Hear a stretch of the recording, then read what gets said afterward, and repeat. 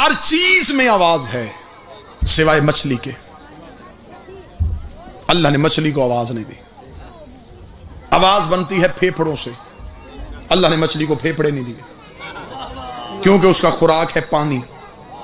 پھیپھڑے ہوتے تو پانی پھیپھڑوں میں چلا جاتا, مر جاتی. اللہ نے مچھلی کو پھیپھڑے عطا نہیں کیے, اس لیے مچھلی میں آواز نہیں ہے. میں پڑھ رہا ہوں اختیار علی. بات چونٹی سے چلی تھی اور کہاں پہ پہنچ کے میں آپ کو سلام کرنے لگا ہوں.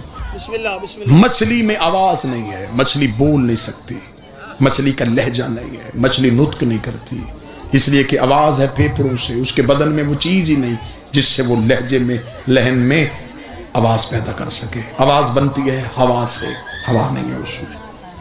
یہ بات ذہن میں بٹھاؤ کہ مچھلی میں آواز نہیں. اب اختیار علی سنو, میں سلام کر جاؤں. خندق کا میدان, علی نے عامر بن عبد ود کو زمین پہ پچھاڑا. علی نے اس کے سینے پہ پاؤں رکھا. امیر المومنین اس کے ہاتھ سے نیزہ یوں پکڑ کے ہوا میں اڑایا. اڑتا ہوا نیزہ عامر نے زمین پہ لیٹے ہوئے دیکھا. اس نے کہا کاش علی اس نیزے کو دیکھ لیتا, اللہ اکبر, اس میں بڑے قیمتی ہیرے لگے ہوئے تھے. چل میرے ہاتھ میں نہیں رہتا, تیرے ہاتھ میں رہتا, تو نے ہوا میں پھینک دیا ہے, اللہ جانے کس کے ہاتھ میں آ جائے.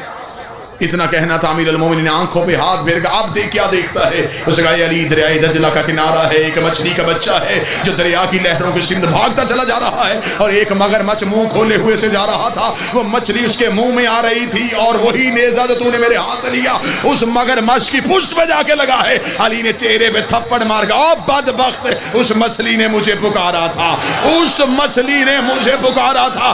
اب مجمع انصاف نہ کرے تو تمہاری مرضی ہے. میں نے تمہیں کہا تھا اللہ نے مچھلی کو آواز ہی عطا نہیں کی. نتیجہ ایک ہی نکلتا ہے, نیتوں کی زبان یا خدا سنتا ہے یا پھر علی.